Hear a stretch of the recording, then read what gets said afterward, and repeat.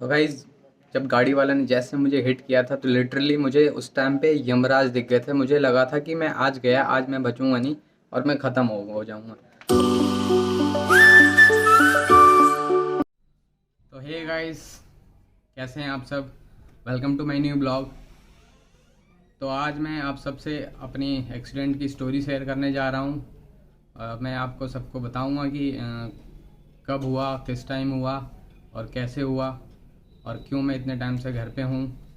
तो बात है 9 दिसंबर की, और उस दिन मैं अपने ऑफिस से घर के लिए निकला था। 10 सवा 10 बजे का टाइम था। मैं वहाँ से निकला ऑफिस से घर के लिए। तो मैं रास्ते में जब सेक्टर 16 के, द्वारका सेक्टर 16 के रेड लाइट पे पहुँचा, तो वहाँ पे मैं रेड लाइट पे रुका। आईपी यूनिवर्सिटी वाली रोड थी वो, और द्वारका का रोड जनरली खाली रहता है रात को। तो 11 बज गए थे वहाँ जब मैं पहुँचा। तो वहाँ पे जैसे ही मैं पहुँचा तो रेड लाइट हो रखी थी, ग्रीन हुई, और मैं जैसे ही आगे स्टेप लिया, मेरी स्पीड 10 भी नहीं होगी स्पीड, क्योंकि ग्रीन हुआ था। जैसे ही आगे बढ़ा तो राइट साइड से वो गाड़ी पता नहीं कब आई, और 100-120 की भी रफ्तार से भी ज़्यादा थी, और वो रेड लाइट में ही मुझे हिट करके, मेरे राइट पैर पे हिट करके वो चली गई। और फिर मैं जैसे ही नीचे गिरा, मैंने हेलमेट उतारा, सफोकेशन सा हो गया था। उसके बाद फिर मैं अपने पैर पे हाथ रखा उठने के लिए, तो मेरा पैर नीचे वाला तो फुट जो है वो ज़मीन पे ही है, और लेकिन मेरा जो घुटने पे मैंने हाथ रखा तो मेरा पैर आगे आगे पीछे हो रहा था। तो वहाँ पे मेरे को हो गया कि अब मैं नहीं चल पाऊँगा, मेरा पैर हो गया, टूट गया।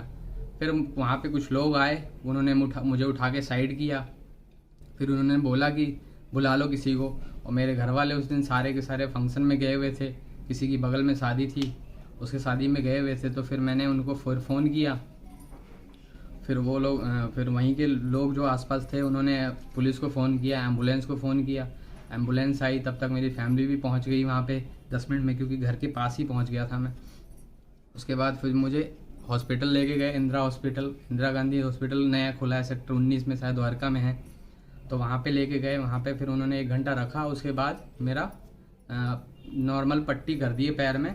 और उसके बाद फिर उनके पास एक्सरे मशीन नहीं था जनरली, नया ओपन हुआ था तो सारे इक्विपमेंट नहीं होंगे, आई अंडरस्टूड। फिर वहाँ से उन्होंने मुझे 1 घंटे 1.5 घंटे रखने के बाद उन्होंने मुझे रेफ़र कर दिया दीनदयाल गवर्नमेंट हॉस्पिटल में।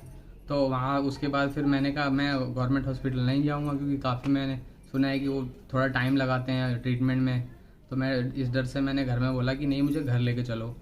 तो मुझे उसके बाद फिर घर लेके आए उस नाइट में। फिर घर पे मैं रुका पूरी नाइट। फिर नेक्स्ट डे एक मेरे फ्रेंड के रिकमेंडेशन से एक हॉस्पिटल था SGS, वहाँ पे लेके गए मुझे सर्जरी, वो एक्सरे कराने के लिए। तो वहाँ पे मुझे कुछ ठीक नहीं लगा। तो वहाँ से मैंने बोला नहीं, यहाँ नहीं लेकर कहीं और लेके चलो मुझे।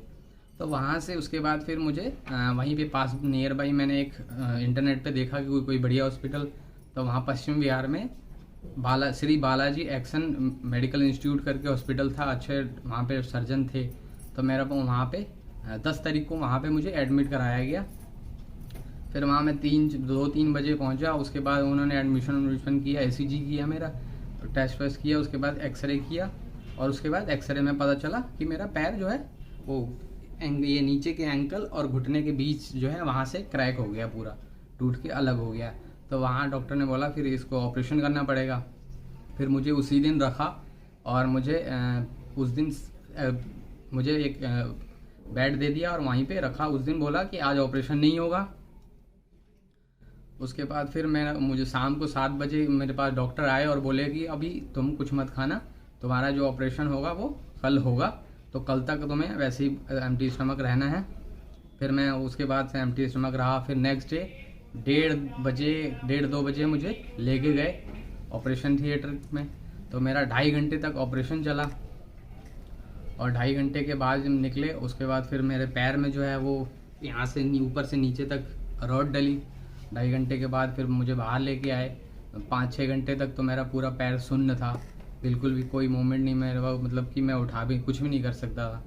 फिर 5-6 घंटे बाद फिर मुझे कुछ खाना दिया गया। मैं 24-25 घंटे तक भूखा ही था, कुछ खाने को मना किया हुआ था। उसके बाद फिर मुझे मेरा जो हॉस्पिटल में अच्छे से ख्याल रखे, वहाँ पे थोड़े नर्स जो थे और बाकी वार्ड बॉय सब पूरा ख्याल रख रखे थे। मुझे एक बार भी पेन फील नहीं होने दिया। कंटिन्यूसली मेरे एंटीबायोटिक और पेन किलर में ये ड्रिप से चढ़ता रहा और मैं वहाँ पे 10 से लेके 14 तारीख तक मैं वहाँ 4 दिन तक रहा। उसके बाद फिर मुझे डिस्चार्ज कर दिया 14 तारीख को। फिर घर लेके आए। घर में आने के बाद काफ़ी परेशानियाँ हुई, घर वालों ने बहुत परेशान हुए हैं मुझे, जो वॉशरूम के लिए हो गया या कुछ खाने के लिए, कि मैं बिल्कुल भी मूवमेंट नहीं कर सकता था। मेरा जो पैर है वो मैं बिल्कुल भी ना राइट ना लेफ़्ट, मैं सीधा स्ट्रेट में सोया रहता था और थोड़ा पेन होता था हल्का फुल्का। तो 2-3 दिन तो मैंने पेन किलर खाया था। उसके बाद मेडिसिन चली। फिर 2 हफ्ते बाद फिर मैं दोबारा हॉस्पिटल गया, मेरे टाँके वो उन्होंने खोले। उसके बाद धीरे धीरे रिकवरी होने लग गई।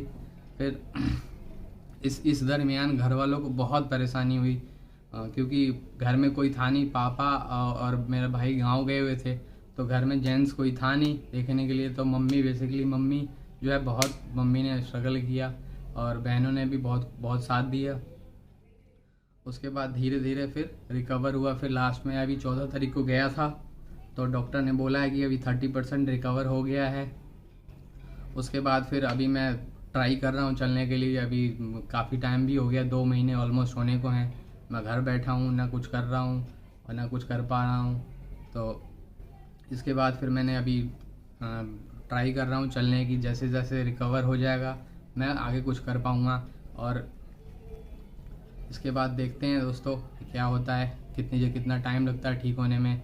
डॉक्टर ने बोला है कि 9 महीने या 10 महीने बाद कम्प्लीटली ठीक हो जाएगा। तो रॉड जो डाली है वो निकाल देंगे। अभी ये रहेगा, इस पर लोड नहीं डालना है। मुझे जिम करना बहुत अच्छा लगता था, मैं काफ़ी टाइम से मैं करता भी था, बट अभी 1 साल तक 2 साल तक मैं शायद नहीं कर पाऊँगा।